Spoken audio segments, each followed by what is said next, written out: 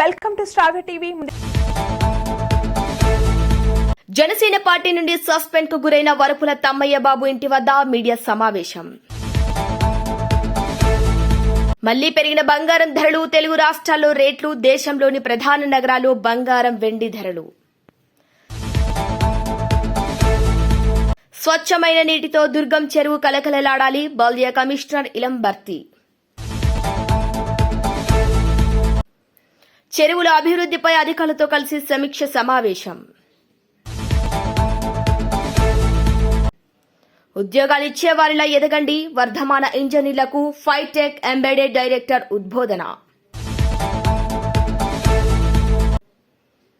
బీహెచ్ఎల్లో CISF raising day వేడుకలు, ముఖ్య అతిథిగా పాల్గొన్నారు ఈడీ కేబీ రాజా.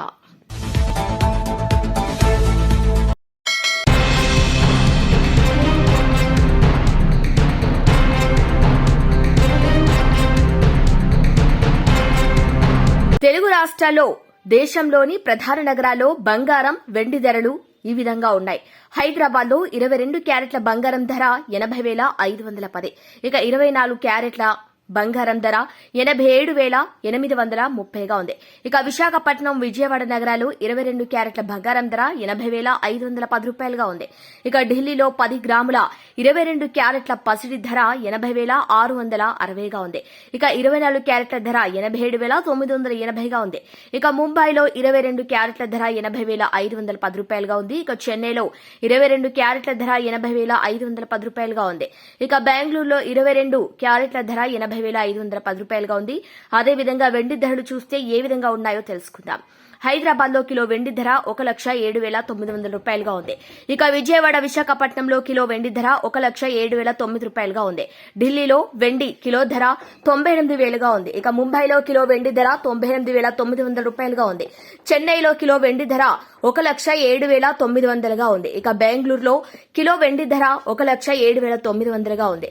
ఇక చెన్నైలోని కిలో వెండి ధర 1,07,900 రూపాయలుగా ఉంది. కాగా ఈ ధరలు ఉదయం 6 గంటలకు నమోదైనవిగా గమనించగలరు. ఒకవేళ మీకు బంగారం, వెండి ధరల గురించి లేటెస్ట్ అప్డేట్స్ గురించి తెలియాలంటే ఈ మొబైల్ నెంబర్ కి మిస్డ్ కాల్ ఇవ్వచ్చు. మా ఫోన్ నంబర్ 8955664433.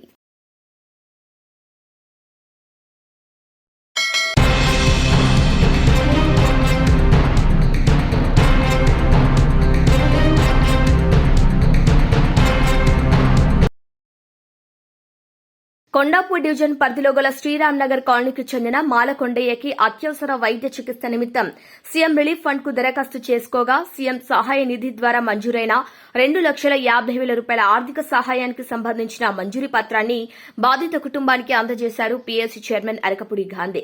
ఈ సందర్భంగా ఆయన మాట్లాడుతూ ప్రజాక్షేమమే ప్రభుత్వ లక్ష్యంగా తెలంగాణ ప్రభుత్వం కృషి చేస్తుందని, సీఎం రేవంత్ రెడ్డి పేదల పక్షపాతి అని అన్నారు. అదేవిధంగా సీఎం సహాయ నిధి నిరంతరం సేవలను అందిస్తూ ఆపదలో ఉన్న వారికి ఆపన్న హస్తంలా ఆదుకుంటుందని, అనారోగ్యంకు గురై ఆర్థిక స్తోమత లేక ఆసుపత్రిలో చికిత్స పొందుతున్న నిరుపేదలకు, అభాగ్యులకు అండగా సీఎం సహాయ నిధి ఆర్థిక భరోసానిస్తుందని గాంధీ తెలిపారు. ఈ కార్యక్రమంలో నాయకులు రఘునాథ్ రెడ్డి, గురుచరణ్ దుబే, చంద్రికా ప్రసాద్ గౌడ్ తదితరులు పాల్గొన్నారు.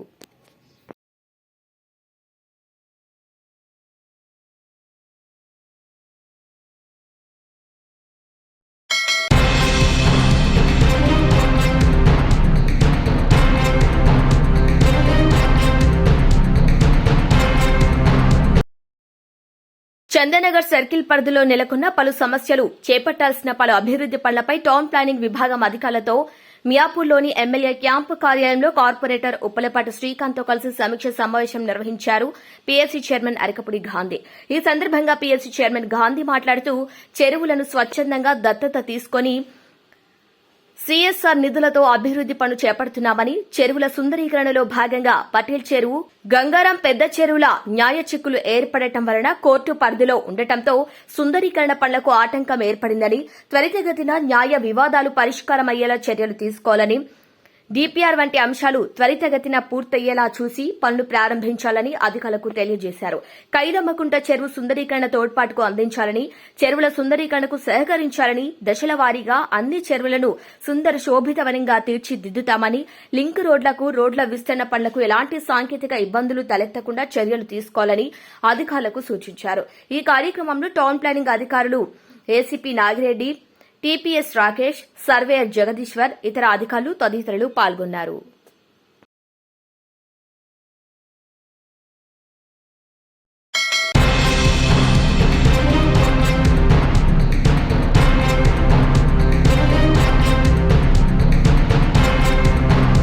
మంగళవారం రాష్ట్ర రెవెన్యూ, హౌసింగ్, సమాచార, పౌర సంబంధాల శాఖ మంత్రులు పొంగిలేటి శ్రీనివాసరెడ్డి వైరా మండలం పుణ్యాపురం గ్రామంలో ఖమ్మం జిల్లా collector Muzammil Khan, CP Sunil Dutt, Wyra MLA Ramdas నాయకులతో కలిసి ఇందిరమ్మ ఇళ్ల నిర్మాణానికి భూమి పూజ చేశారు.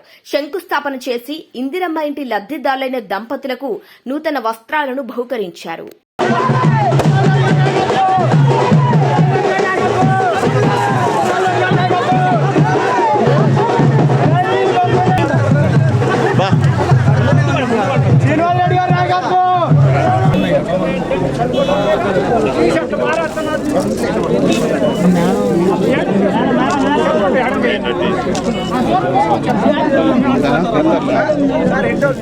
కలెక్టర్ గారు వేసారా, కొబ్బరికాయలు పెట్టారా?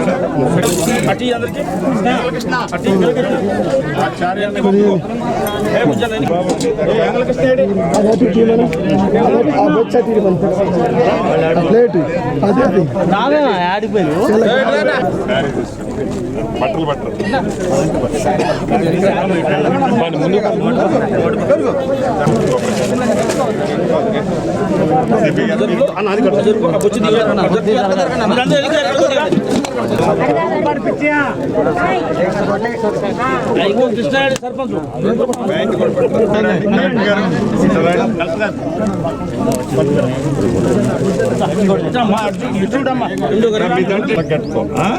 ఏమి ఇబ్బంది రాదు. ఫాస్ట్ గట్ ఎంత తొందరగా కడితే అంత తొందరగా డబ్బులు ఇస్తాం.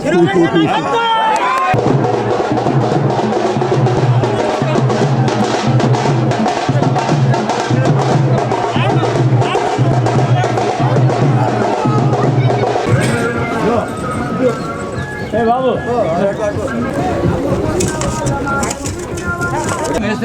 ఇవ్వండి. ముడి చూసాను.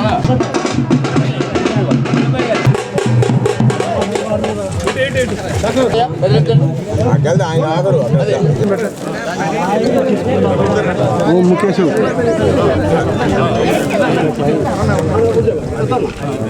ఓం ధ్రువం వేరాజావరణో ధ్రువం దేవో బృహస్పతి ఓం నమో నమో భవతి జయ ఆనంద కేతుషా విచక్రే హం నివేభ్యో దాత్తే నిర్వాణాసే భవాయు ఓం శాం నిశాం విశార్కి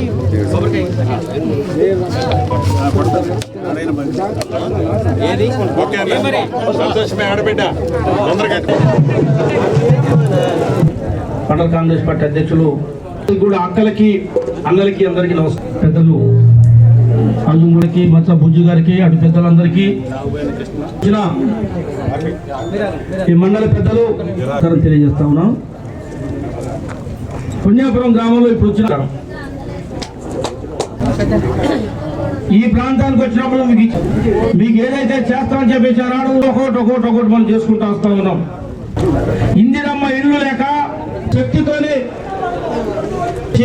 రాష్ట్ర ప్రభుత్వం పెద్దలు రేవంత్ రెడ్డి గారు, రెవెన్యూ శాఖ మంత్రి వర్యులు మండలానికి ఒక పైలట్ గోస అనుభవించి ఈ ఏర్పడ్డ ఇందిరమ్మ మొదటి సంవత్సరంలోనే పేదవుడు చిరకాల కోరిక ఒక చిన్న ఇల్లు కట్టుకోవాలనే కోరిక నెరవేర్చాలని గౌరవ ముఖ్యమంత్రి రేవంత్ రెడ్డి గారి నాయకత్వంలోని మన ప్రభుత్వం చిత్తశుద్ధితో మొదటి సంవత్సరం 4,50,000 ఇళ్లు రాష్ట్ర వ్యాప్తంగా ఇస్తూ ప్రతి అసెంబ్లీ నియోజకవర్గానికి 3,500 ఇళ్లు తగ్గకుండా ఎస్సీ ఎస్టీ నియోజకవర్గాలకి మరిన్ని అదనంగా ఇవ్వాలి అని ప్రతి ఇంటికి 5 లక్షల రూపాయల చొప్పున 4 విడతల్లో ఇచ్చే ఈ కార్యక్రమాన్ని జనవరి 26వ తారీఖు నాడు రాష్ట్ర వ్యాప్తంగా అన్ని మండలాల్లో మండలానికి ఒక గ్రామాన్ని ఎన్నుకొని ఆ మండలంలో ఎంతమంది అయితే అర్హులు ఉంటారో, ఎంతమంది అయితే పేదవాళ్ళు ఉంటారో, ఎంతమంది 1000 కళ్ళతో ఒక ఇల్లు కట్టుకోవని ఎదురు చూసే ప్రతి వాడికి ఇల్లిచ్చే కార్యక్రమానికి శ్రీకారం చుట్టి దాంట్లో భాగంగా ఈ రోజు మన పుణ్యపురం గ్రామంలో 108, 109 ఇళ్లు 5.5 కోట్ల రూపాయలు సుమారు ఖర్చుతో అద్భుతంగా మహా అద్భుతంగా ఇంతకు ముందే శంకుస్థాపన చేసుకున్నాం. ఇందిరమ్మ ప్రభుత్వం అంటేనే పేదోడు ప్రభుత్వం, పేదోడు కష్టాలు తెలిసిన ప్రభుత్వం, పేదోడు ఘోషలో పాలు పంచుకునే ప్రభుత్వం. 4 గోడల మధ్యనో ఏసీ రూముల్లోనో ఫామ్ హౌజుల్లోనే ఉండే ప్రభుత్వం ఇందిరమ్మ ప్రభుత్వం కాదు. ఆనాడు రాష్ట్ర విభజన కంటే ముందు 2004 నుంచి 2014 వరకు మన ఇందిరమ్మ ప్రభుత్వంలో రాష్ట్ర వ్యాప్తంగా ఆనాటి ఉమ్మడి ఆంధ్రప్రదేశ్ లో, ఈనాటి తెలంగాణ రాష్ట్రంలో సుమారు 23 లక్షల ఇందిరమ్మ ఇళ్లు కట్టించిన ఘనత మన ఇందిరమ్మ ప్రభుత్వానికి. ఏ ఊరు పైన, ఏ గ్రామం పైన, ఏ తండా పైన, ఏ గూడానికి పైన, ఏ అడవిలో మారుమూల ప్రాంతంలో 4 ఇళ్లున్నా అక్కడ స్వావేసిన ఇల్లంటూ ఉంటే ఆ ఇల్లు మన ఇందిరమ్మ ప్రభుత్వంలో కట్టిందే. కానీ సాధించుకున్న తెలంగాణ రాష్ట్రం ఏర్పడిన తర్వాత మాయ మాటలు చెప్తూ, అద్భుతాలు చూపిస్తూ, ఇదిగో నీకు డబుల్ బెడ్రూమ్ ఇల్లు ఇస్తున్నాని ఎన్నికలు వచ్చేటప్పుడు బొమ్మలు చూపించిన ప్రభుత్వం ఆనాటి ప్రభుత్వం. ఇందిరమ్మ ప్రభుత్వం అంటే మాటల ప్రభుత్వం కాదు, చేతల ప్రభుత్వం. ఇందిరమ్మ ప్రభుత్వం అంటే పేదవాడి కష్టాలు తెలుసుకొని కష్టాలు నెరవేర్చాలని తపన పడే ప్రభుత్వం మన ఇందిరమ్మ ప్రభుత్వం. దాంట్లో భాగంగా ఈనాడు ఒక పుణ్యపురం గ్రామంలోనే కాదు, మొదటి విడతగా 4.5 లక్షల ఇళ్లు ఇస్తూ ఫౌండేషన్ చేస్తే 1,00,000 రూపాయలు, అదే రకంగా కిటికీ లెవెల్ కడితే 1,25,000, స్లాబ్ వేసిన తర్వాత 1,50,000, మిగిలిన 1,00,000 గృహప్రవేశం టైంలో గ్రీన్ ఛానల్లో, గ్రీన్ ఛానల్ అంటే ఎవరైతే పూర్తి చేస్తారో ఫౌండేషన్ ఎమ్మటే వాళ్ళకి డబ్బులు పంపించే కార్యక్రమాన్ని చిత్తశుద్ధితో, రాష్ట్ర ఆర్థిక పరిస్థితి ఆనాటి ప్రభుత్వం 7,19,000 కోట్లు అప్పు చేసి ఈనాడు పేదోడు కష్టార్జితంగా సంపాదించిన 6,500 కోట్లు ప్రతి నెల ఆనాటి ప్రభుత్వం చేసిన అప్పుని మన ప్రభుత్వం ఈనాడు కడుతుంది. అయినా కూడా ఎక్కడా తగ్గకుండా ఇచ్చిన మాటలు ఇంకా కొన్ని చేయాల్సిన అవసరం ఉంది. ఇందాక పెద్దన్న అడిగాడు, నిజం, అక్కడక్కడ కొంతమంది రైతులు మిస్ అయిన మాట నిజమే రైతు రుణమాఫీ విషయంలో. కానీ దేశ వ్యాప్తంలో ఏ రాష్ట్ర ప్రభుత్వము ఒకేసారి 22,000 కోట్ల రైతులకి రుణమాఫీ చేసిన సందర్భం లేదు. మన చెప్పడం జరిగింది. ఇది కేవలం ఇళ్ళు ఒకటే కాదు, ఈ ఇళ్ల పైన ఒక కుటుంబ ఆశలన్నీ ఆధారపడి ఉంటాయని ఒక మాట చెప్పడం జరిగింది.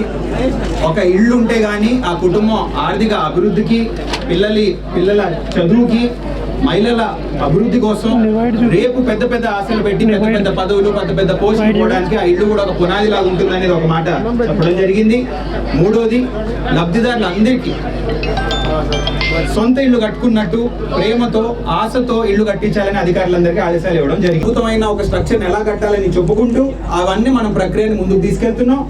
మన జిల్లాలో ఈనాటికి మార్కౌట్ లో కూడా మనం దాదాపు 3,000 ఇళ్ల పైనకు మనం మార్కౌట్ ఇచ్చుకుని ఉన్నాం. పూర్తిగా మనకున్న టార్గెట్ ప్రకారం కేవలం ఒక వారం లోపల అన్ని మార్కౌట్లు పూర్తి చేసుకుని బేస్మెంట్ల వరకు కూడా మనం కట్టడానికి ఇప్పుడు తయారుగా ఉన్నాం.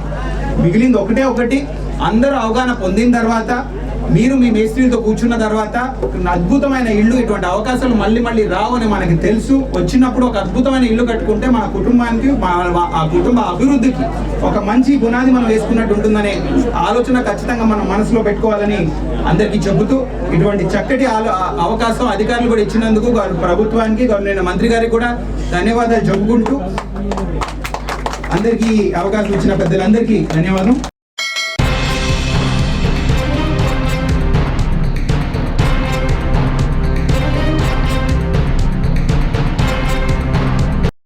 పటాన్చెరు నియోజకవర్గంలో వర్ధమాన ఇంజనీర్లు ఉద్యోగార్థులుగా కాకుండా ఉద్యోగ సృష్టికర్తలుగా ఎదగాలని Phytec embedded sales director Arun Kumar Singh ఉద్బోధించారు. గీతం స్కూల్ ఆఫ్ టెక్నాలజీలో ఈఈసీఈ విభాగం ఆధ్వర్యంలో ఎమర్జింగ్ ఐఈఓటీ ధోరణులు ఆవిష్కరణలు అనే అంశంపై నిర్వహిస్తున్న అధ్యాపక వికాస కార్యక్రమాన్ని సోమవారం జ్యోతి ప్రజ్వలన చేసి లాంఛనంగా ప్రారంభించారు. ఈ కార్యక్రమంలో ముఖ్య అతిథిగా పాల్గొన్నారు అరుణ్ కుమార్. ఇక వీరు మాట్లాడుతూ ఆవిష్కరణలను నడిపించడంలో ఇంజనీర్ల పరివర్తన పాత్రను నొక్కి చెప్పారు. ఇంజనీర్లు కేవలం సేవ కోసం ఉద్దేశించబడలేదని, వారు కొత్త అవకాశాలు ఉద్యోగ సృష్టికర్తలుగా అభివర్ణించారు. భారతదేశంలో సాఫ్ట్వేర్లో ముందున్నప్పటికీ స్వదేశీ హార్డ్వేర్ లేదని, అలాగే ఎన్నో బహుళజాతి కంపెనీలకు భారతీయులు నేతృత్వం వహిస్తున్నప్పటికీ మనదైన విశ్వశ్రేణి ఉత్పత్తులు పెద్దగా ఏమీ లేవని విచారం వెలిబుచ్చారు. ఇక ఫైటెక్ ఎంబెడెడ్ లో లెక్కలేనని వినూత్న ఉత్పత్తుల రూపకల్పన చేయగల మైక్రో ప్రాసెసర్ యూనిట్లను ఉత్పత్తి చేస్తున్నామని చెప్పారు. కొత్త వాటిని సృష్టించాలని, ఆవిష్కరణలు చేయాలని అభిలాషించే వారంతా తమ దృక్పథాన్ని తక్షణమే మార్చుకొని ఉద్యోగ సృష్టికర్తలుగా ఎదగాలని అరుణ్ కుమార్ ఉద్బోధించారు. ఈ కార్యక్రమానికి అధ్యక్షతన వహించారు.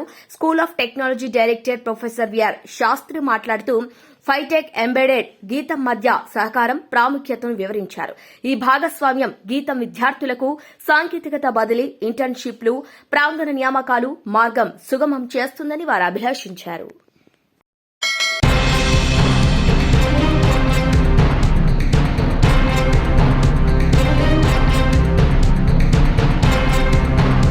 ఏలేశ్వరం మండలం లింగంపర్తిలో జనసేన పార్టీ నుండి సస్పెండ్ కు గురైన వరుపుల తమ్మయ్యబాబు ఇంటి వద్ద మీడియా సమావేశం ఏర్పాటు చేశారు.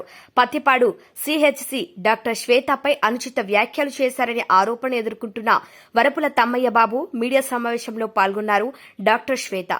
ఇక ఆ రోజు జరిగిన సంఘటనలో వరుపుల తమ్మయ్యబాబు వ్యాఖ్యల వల్ల నాకు ఎటువంటి ఇబ్బంది కలగలేదు, నా మనోభావాలు దెబ్బతినలేదు అంటూ డాక్టర్ శ్వేత ప్రకటించినట్టుగా తెలుస్తోంది. నమస్కారం అండి, నా పేరు డాక్టర్ శ్వేత. నేను సిహెచ్సి ప్రతిపాడులో వర్క్ చేస్తున్నాను. నేను డ్యూటీలో ఉండగా ఆర్టీఐ కేసు ఒకటి రావడం అయింది. ఆ కేసు ట్రీట్మెంట్ వెంటనే అందించడం కూడా జరిగింది. ట్రీట్మెంట్ అయిపోయిన తర్వాత కేసు తాలూకు వాళ్ళు వచ్చి అటెండర్స్ కొద్దిగా ఇబ్బంది పెట్టడం అయ్యింది. వాళ్ళ వరకు నాకు ఇబ్బంది కలిగింది.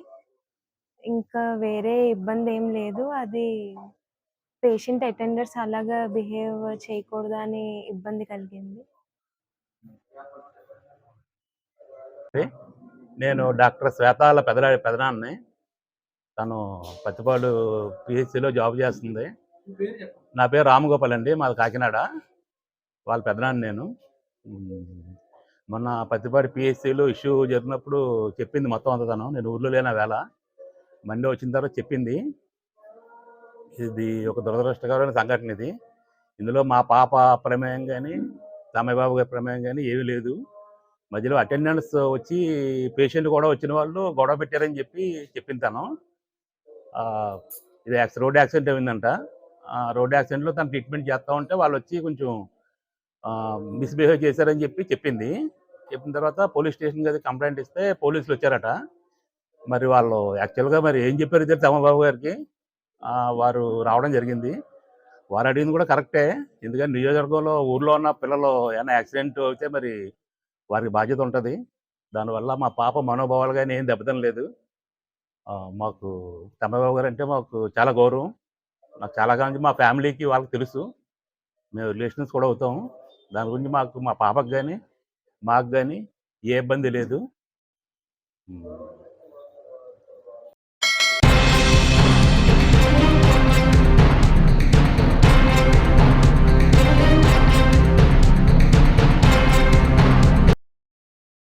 శాసనసభ్యురాలు వరపుల సత్యప్రభ రాజా ఆదేశాల మేరకు ఏలేశ్వరం టీడీపీ కార్యాలయంలో తెలుగుదేశం పార్టీ సీనియర్ నాయకులు, మున్సిపల్ కౌన్సిలర్ బొద్దిరెడ్డి గోపాలకృష్ణ ఆధ్వర్యంలో మహిళా సాధికారతపై మీడియా సమావేశం నిర్వహించడం జరిగింది.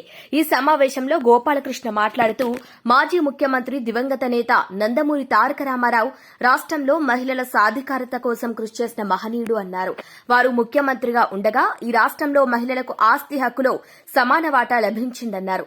రాష్ట్రంలో డ్వాక్రా వ్యవస్థను తీసుకువచ్చి మహిళల ఆర్థిక పరిపుష్టి కోసం కృషి చేసిన ముఖ్యమంత్రి నారా చంద్రబాబు నాయుడు అన్నారు. గత వైఎస్సార్సీపీ ప్రభుత్వంలో రాష్ట్రంలో గంజాయి, సారాయి విచ్చలవిడిగా దొరకడంతో రాష్ట్రంలో అనేక మంది మహిళలు ఇబ్బందుల పాలయ్యారన్నారు. గత ప్రభుత్వం మహిళలకు భద్రత కల్పించడంలో వైఫల్యం చెందిందన్నారు. గత ప్రభుత్వం స్కూల్కి వెళ్లే ఆడపిల్లలకు చంద్రబాబు నాయుడు ఇచ్చిన సైకిల్ పథకం కూడా నిలిపివేసిందన్నారు. డ్వాక్రా మహిళల పొదుపు ఖాతాలోని 10,000 కోట్ల రూపాయలను, 2,100 కోట్ల మహిళల అభయహస్తం నిధులను గత జగన్ ప్రభుత్వం దారి మళ్లించిందన్నారు. ఎన్డీఏ కూటమి ప్రభుత్వం 2025-26 వార్షిక బడ్జెట్లో మహిళల కోసం 4,332 కోట్ల రూపాయల నిధులు కేటాయించిందన్నారు. మహిళలు ఆర్థికంగా ఎదిగేందుకు త్వరలోనే ఎన్డీఏ ప్రభుత్వం P4 పద్ధతిలో మహిళలు అందరినీ వివిధ వ్యాపారాల్లో, పారిశ్రామిక రంగాల్లో భాగస్వాములు చేస్తుందని గోపి అన్నారు.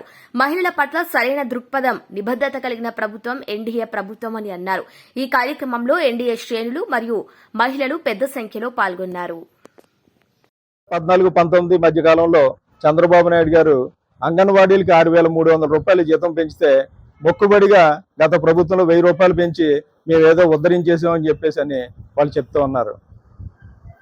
జాతీయ స్థాయిలో మొత్తం మహిళల పట్ల జరుగుతున్నటువంటి నేరాల రేటు చూస్తే 66.4% ఉంటే కేవలం మన ఆంధ్రప్రదేశ్లో దాదాపుగా 96.2% నేరాల రేటు, అంటే మహిళల పట్ల జరిగే అరాచకాలు, అన్యాయాలు, నేరాల రేటు ఉంది.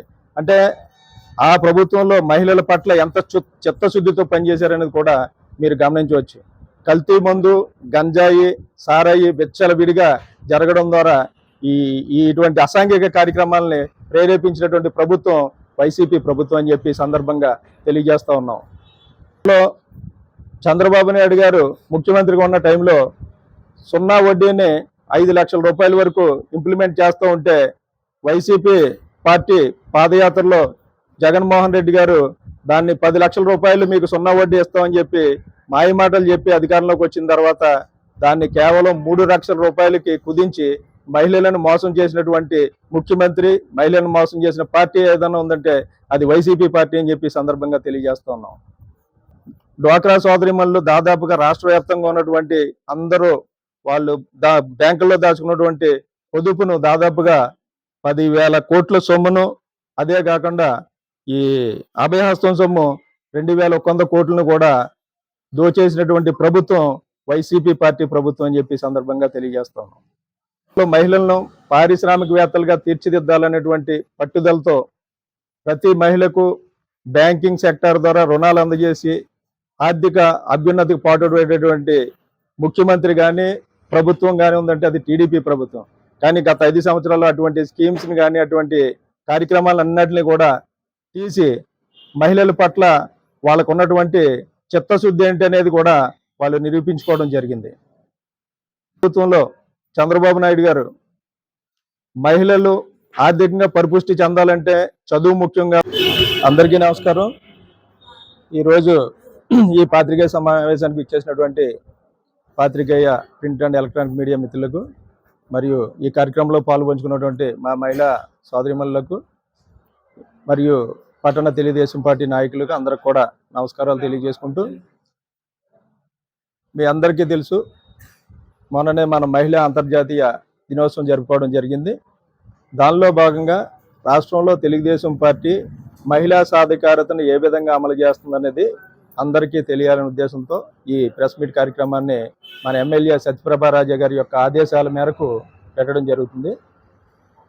ముఖ్యంగా మన నియోజకవర్గంలో మన ఎమ్మెల్యే గారు ఒక మహిళ. ఆమె ఈ 8 నెలల కాలంలో ఏ విధంగా ప్రజలకు అందుబాటులో ఉంటూ ప్రజా సంక్షేమ కార్యక్రమాల పట్ల ఏ విధంగా పనిచేస్తున్నారు, ఎటువంటి పట్టు వదలని దీక్షతో ప్రతి సమస్యకి పరిష్కారం వెతుక్కుంటూ ముందుకు వెళ్తున్నారని చెప్పి ఈ సందర్భంగా మహిళలందరికీ కూడా తెలియజేసుకుంటూ, రాష్ట్రంలో తెలుగుదేశం పార్టీకి మహిళల పట్ల ఉన్న నిబద్ధత గురించి మాట్లాడుకుంటే, తెలుగుదేశం పార్టీ ఆవిర్భావం నుంచి కూడా అన్న నందమూరి ఎన్టీ రామారావు గారు పార్టీ ఏర్పాటు చేసినప్పటి నుంచి మహిళా పక్షపాత పార్టీగానే తెలుగుదేశం పార్టీ ఉంది. దానిలో ఉదాహరణ నందమూరి తారక రామారావు గారు ముఖ్యమంత్రిగా చేసే టైంలో ఒక సంచలనాత్మక నిర్ణయం తీసుకోవడం జరిగింది. ఆస్తిలో కూడా మహిళలకు సమానమైనటువంటి హక్కు కల్పిస్తూ ఒక నిర్ణయం తీసుకోవడం జరిగింది. అలానే తర్వాత తెలుగుదేశం పార్టీకి ముఖ్యమంత్రిగా వచ్చినటువంటి నారా చంద్రబాబు నాయుడు గారు ఓ డ్వాక్రా వ్యవస్థను తీసుకుని రావడం ద్వారా మహిళలను కూడా ఆర్థిక పరిపుష్టి కలగాలనే ఉద్దేశంతో డ్వాక్రా వ్యవస్థని బలోపేతం చేయడం జరిగింది. అవే కాకుండా ఏ విధమైనటువంటి ప్రభుత్వ సంక్షేమ కార్యక్రమాలు అనగా ఒక ఇంటి స్థలం కానీ లేదంటే గృహ నిర్మాణం కానీ ఏది ఇచ్చినా కానీ మహిళా పేరు మీద ఇవ్వాలని చెప్పి ఒక నిర్ణయం తీసుకోవడం ద్వారా మహిళలను ఆర్థికంగా బలోపేతం చేయడానికి కృషి చేసినటువంటి నాయకుడు మన ముఖ్యమంత్రి చంద్రబాబు నాయుడు గారు. మొన్న బడ్జెట్ ప్రవేశపెట్టడం జరిగింది. ఈ 2025-26 బడ్జెట్లో దాదాపుగా 4,332 కోట్లు మహిళా స్త్రీ సంక్షేమ శాఖ కేటాయించడం జరిగింది. అంటే ఈ బడ్జెట్ కేటాయించిన నిధిని బట్టి ఈ ఎన్డీఏ ప్రభుత్వం మహిళా పక్షపాతి ప్రభుత్వం అని చెప్పడానికి ఇది ఒక ఉదాహరణ. గత ప్రభుత్వంలో వైసీపీ హయాంలో రాష్ట్రంలో మహిళలకు ఏ విధంగా కూడా వనగూరింది కానీ ఏమీ లేదు. ఒక విషయంలో చెప్పాలంటే ఇళ్ల పట్టాలు ఇస్తామని చెప్పేసి అని మహిళలకు ఇళ్ల పట్టాలు ఇస్తామని చెప్పారు. ఓటీఎస్ రూపంలో 10,000 రూపాయలు 30,000 రూపాయలు దండుకున్నారు. అదే కాకుండా ఒక సెంటు ఇళ్ల స్థలం ఇస్తామని చెప్పి ప్రజలందరినీ కూడా అప్పుల పాలు చేశారు. దాదాపుగా ఈ సెంట్లో మీరు ఇళ్ల స్థలం నిర్మాణం చేయకపోతే కనుక మీ స్థలాన్ని రద్దు చేస్తామని చెప్పి వాళ్ళని అప్పుల పాలు చేసి వాళ్ళ నిర్మాణానికి ముందుకు రావడం, దాన్ని కూడా తక్కువ మొత్తంలో దాదాపుగా 1,80,000 రూపాయలు నిధులతో ఏ విధంగానూ కూడా నిర్మాణానికి అనుకూలంగా లేకుండా అనువుగా లేకుండా వాళ్ళని ఇబ్బంది పెట్టినటువంటి పరిస్థితి. ఈరోజు ఎన్డీఏ గవర్నమెంట్ సంచలనాత్మకమైన నిర్ణయం తీసుకుని హౌసింగ్ కార్యక్రమం తీసుకుంటే అర్బన్లో 2,50,000 రూపాయలు అనౌన్స్ చేయడం జరిగింది. గతంలో ఎవరైతే మొదలుపెట్టి 1,80,000 రూపాయల స్కీమ్తో మొదలుపెట్టి ఉన్నారో వాళ్ళకి బీసీలకు కానీ ఎస్సీలకు కానీ అదనంగా ఈరోజు 50,000 రూపాయల సొమ్ము ఇవ్వాలని చెప్పి మొన్ననే కేబినెట్లో నిర్ణయం తీసుకోవడం జరిగింది. దాని జీవో కూడా రావడం జరిగింది. అలానే ఎస్టీలు ఎవరైనా ఉంటే వాళ్ళకి 75,000 రూపాయలు అదనంగా ఇవ్వడానికి కూడా ప్రభుత్వం నిర్ణయం తీసుకోవడం జరిగింది. అవే కాకుండా ప్రతి మహిళా సోదరుని డ్వాక్రా గ్రూప్లో ఉంటారు. ఆ డ్వాక్రా ద్వారా ప్రతి ఒక్కరికి కూడా 35,000 రూపాయలని ప్రభుత్వం నుంచి బ్యాంకుల ద్వారా వడ్డీ లేకుండా ఇప్పించాలని చెప్పి నిర్ణయం కూడా తీసుకోవడం జరిగింది. ఇటువంటి నిర్ణయాత్మకమైనటువంటి నిర్ణయాలు తీసుకుంటూ మహిళా పక్షపాతికి వెళ్తున్నటువంటి ప్రభుత్వం ఈ ఎన్డీఏ ప్రభుత్వం, తెలుగుదేశం పార్టీ ప్రభుత్వం అని చెప్పి సందర్భంగా తెలియజేసుకుంటా ఉన్నాం. ఉండేది చంద్రబాబు నాయుడు గారి టైంలో, దాన్ని గత ప్రభుత్వం రద్దు చేయడం జరిగింది.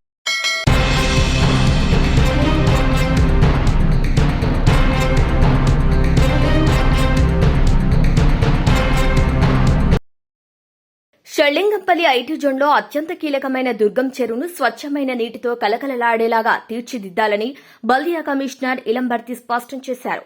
చెరువులోకి చేరే మురుగునీటిని పూర్తిగా చెక్ పెట్టి వర్షపు నీరు వచ్చేలా పూర్తిస్థాయి వ్యవస్థను అభివృద్ది పరచాలని అధికారులను ఆదేశించారు. షెల్లింగంపల్లి జోన్ పరిధిలో దుర్గం చెరువును జోనల్ కమిషనర్ ఉపేందర్ రెడ్డి, జలమండలి, ఎస్ఎన్డీపీ విభాగాల అధికారులతో కలిసి కమిషనర్ మంగళవారం పరిశీలించారు. ఈ సందర్భంగా జలమండలి చేపట్టనున్న మురుగునీటి డైవర్షన్ నిర్మాణ పనులపై సంబంధిత అధికారులతో చర్చించారు. ఎస్ఎన్డీపీ ఆధ్వర్యంలో చేపడుతున్న స్ట్రాంగ్ వాటర్ లైన్ పురోగతిని ఆయన పరిశీలించారు. అనంతరం బల్దియా కమిషనర్ ఇలంబర్తి మాట్లాడుతూ మురుగునీటిని దారి మళ్లించేలా పటిష్టమైన డ్రైనేజీల నిర్మాణానికి సమర్థవంతమైన ప్రణాళికను రూపొందించాలని ఆదేశించారు. భవిష్యత్తులోనూ మురుగునీటి పరిణామాన్ని తట్టుకునేలా తగినంత మోతాదులో పైపుల నిర్మాణం చేపట్టాలన్నారు. వర్షపు నీరు స్ట్రాంగ్ వాటర్ డ్రైనేజ్ ద్వారా చెరువులోకి చేరేలా పటిష్టమైన నాణ్యమైన నిర్మాణాలను సకాలంలో పూర్తి చేయాలని ఆదేశించారు. దుర్గం చెరువులో పరిశుభ్రమైన జలాలు నింపి ఆహ్లాదకరమైన పరిసరాలను నగర ప్రజానికానికి అందించేలా పటిష్ట కార్యాచరణతో ముందుకు సాగాలని కమిషనర్ తెలిపారు. పనుల పురోగతిని ఎప్పటికప్పుడు పర్యవేక్షించాలని జోనల్ కమిషనర్, సంబంధిత విభాగాల అధికారులను బల్దియా కమిషనర్ ఎలంబర్తి ఆదేశించారు.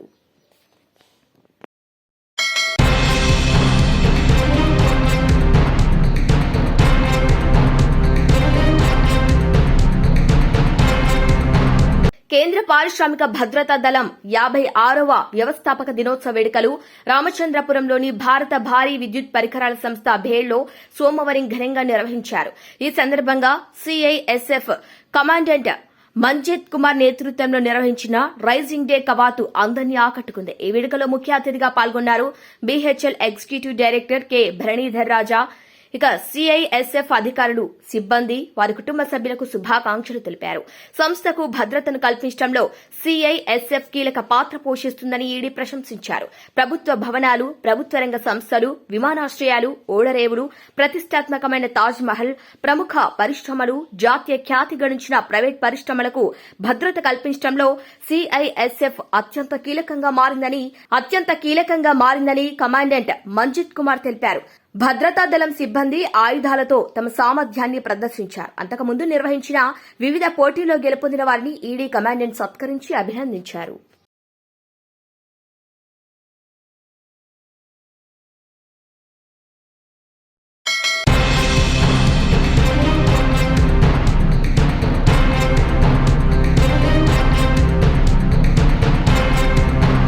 Multiple updates. Keep watching Star TV.